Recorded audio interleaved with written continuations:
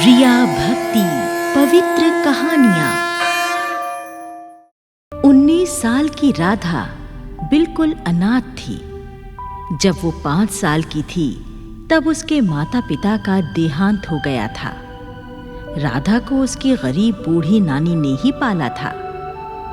राधा बचपन से ही माँ दुर्गा में बहुत आस्था रखती थी और बड़ी होने के साथ साथ राधा दुर्गा माँ की परम भक्त बन गई थी। राधा हर समय माता रानी का गुणगान किया करती थी और माता रानी से अपनी बूढ़ी नानी के लिए बस यही प्रार्थना करती थी, हे माँ दुर्गा, मेरी बूढ़ी नानी के सिवा इस दुनिया में मेरा कोई और सहारा नहीं है। मुझ अनाथ की जब तक शादी ना हो जाए मैया, मेरे सर पर मेरी नानी का साया हमेशा बने रहने देना। अगर मेरी शादी से पहले मेरी नानी का स्वर्गवास हो गया तो मैं अनाथ बेसहारा हो जाऊंगी। मुझ पर अपनी कृपा बनाए रखना माता। राधा के घर के पीछे 2 बीघे का एक छोटा खेत था। राधा इस खेत में फूलों की खेती किया करती थी और राधा की नानी वो फूल लेकर दुर्गा माता के बड़े मंदिर के बाहर जाकर अपनी दुकान लगाया करती और फूल बेचा करती थी। फूलों के इस छोटे से कारोबार से ही दोनों का गुजारा होता था। राधा की नानी भी मंदिर में जाकर देवी माँ से बस यही प्रार्थना करती थी, हे देवी माँ, तुम तो जग जननी हो, मेरे मन की पीड़ा समझ सकती हो माँ। मैं बहुत बूढ़ी हो चुकी हूँ, किसी भी समय परलोक से मेरा बुलावा आ सकता है। मेरी आपसे बस यही इच्छा है मैया कि मेरी मृत्यु से पहले मेरी पोती राधा का घर बसवा दो। वो बेचारी अनाथ है। यदि उसकी शादी होने से पहले मेरी मृत्यु हो गई तो उस बेसहारा बच्ची का क्या होगा। राधा की नानी को राधा की शादी की बड़ी चिंता थी, इसलिए वो राधा के लिए एक अच्छे वर की तलाश में लगी रहती थी। आज भी नानी गांव के पंडित जी के पास यही बात करने आई थी। पंडित जी, मैं कई महीनों से आपको बोल रही हूँ कि मेरी राधा के लिए एक अच्छा सा सुशील सा लड़का तलाश कर दो, पर आप पता नहीं क्यों हाथ पर हाथ धरे बैठे हैं।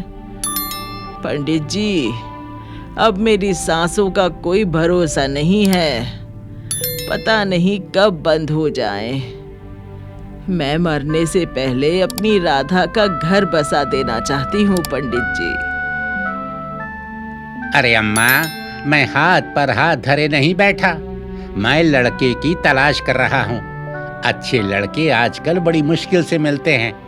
आप चिंता मत करो, मैं जल्दी ही कोई लड़का ढूंढ दूंगा तो आपको बताऊंगा। ठीक है पंडित जी, जैसी माता रानी की इच्छा। अब मैं चलती हूँ। हाँ। और नानी अपने घर लौट आती है। राधा नानी से पूछती है, नानी, आज आपने वापस लौटने में बड़ी देर लगा दी, क्या आप कहीं और चली गई थी? हाँ बिटिया, मैं पंडित जी के पास गई थी ये पूछने कि उन्होंने तेरे लिए कोई लड़का तलाश किया कि नहीं। नानी, आप क्यों इतनी परेशान होती हो? माँ दुर्गा की कृपा से जब मेरी शादी का समय आएगा तब हो जाएगी। चलो अब आप खाना खा लो। राधा नानी को भोजन परोस देती है और नानी खाना खाकर सो जाती हैं। राधा अपने फूलों के खेत में निराई करने के लिए खेत में चली जाती है। तभी सोई हुई नानी के पास यमदूत आता है और नानी को जगाकर कहता है, ए बूढ़ी माँ, मैं यमदूत हूँ, तुम्हारे प्राण हरने आया हूँ। तुम्हारे जीवन का समय समाप्त हो चुका है, अब तुम्हें मेरे साथ यमलोक चलना है।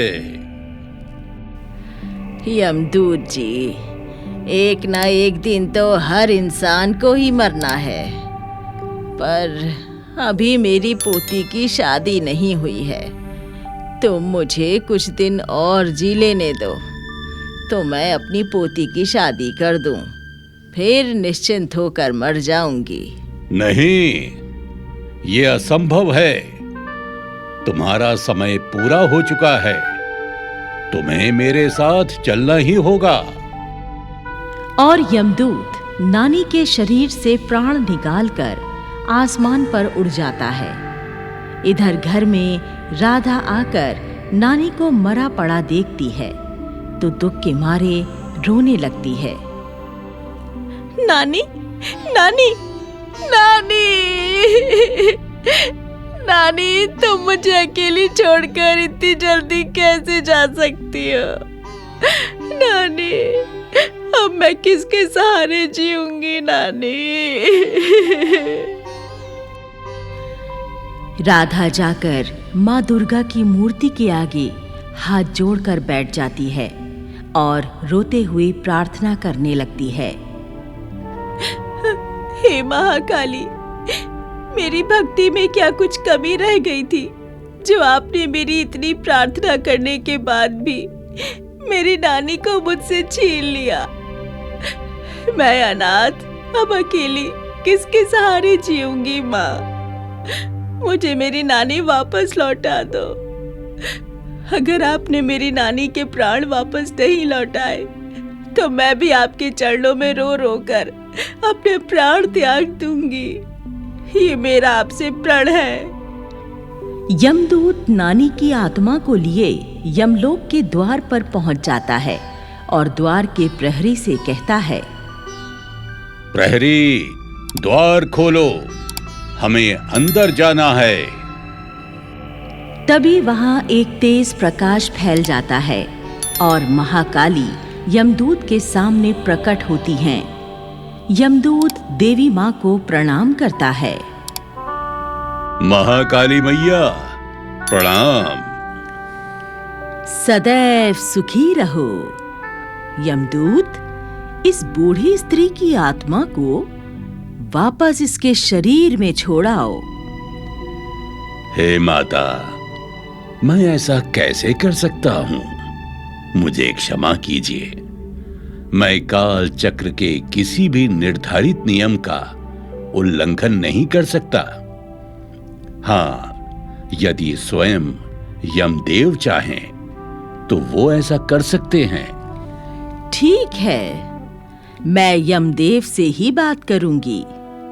बुलाओ यमदेव को। तभी यमराज जी वहां आ जाते हैं और महाकाली को देख प्रणाम करते हैं। प्रणाम, स्वीकार करें माता। सर्वशक्तिमान रहो। आदेश करें माता। आपने मुझे क्यों स्मरण किया है? यमदेव, ये बूढ़ी स्त्री और इसकी पोती मेरी परम भक्तिनी है। इस वृद्धा का जीवन समय समाप्त हो चुका है, परंतु मैं चाहती हूँ ये तब तक मृत्यु लोक में जीवित रहे जब तक इसकी पोती का विवाह ना हो जाए। परंतु माता, ये तो नियम के विरुद्ध कार्य है। ये कार्य मैं कैसे कर सकता हूँ? ये मेरा आदेश है, क्योंकि मैं ही दुर्गा हूँ, मैं ही काली हूँ, मैं ही अम्बे हूँ और मैं ही महाकाली हूँ। मैं काल से परे हूँ, मैं ही सर्वप्रथम शक्तिशाली हूँ, मैं ही जगजननी हूँ। इसीलिए मैं प्रकृति का नियम बदल भी सकती हूँ।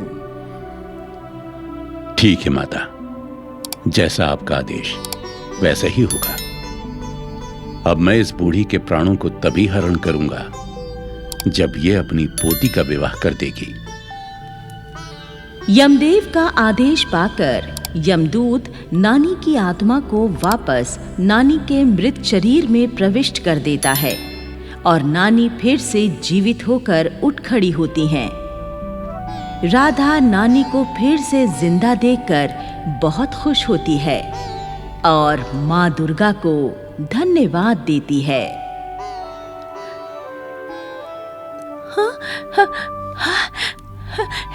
नानी नानी जिंदा हो गई। हे माँ, आपने मेरी भक्ति की लाज रख ली। आप धन्य हो माँ, आपने मेरी नानी के प्राण लौटा दिए। आपको कोटि कोटि धन्यवाद, कोटि कोटि धन्यवाद। राधा की सच्ची भक्ति की शक्ति से नानी को दोबारा जीवन दान मिला था। इसलिए अब नानी राधा के लिए वर ढूंढने में दिन रात एक कर देती है और माता रानी की कृपा से एक दिन एक अच्छा लड़का मिल ही जाता है। नानी बड़ी धूमधाम से राधा की शादी करा देती है और अपनी जिम्मेदारी से मुक्त हो जाती है। फिर एक दिन यमदूत आता है। हे बूढ़ी माँ, मैं तुम्हारे प्राण हरने आया हूँ। हाँ, अब मेरी सबसे बड़ी जिम्मेदारी पूरी हो चुकी है। अब मैं प्राण त्यागने को तैयार हूँ। जय हो दुर्गा मैया।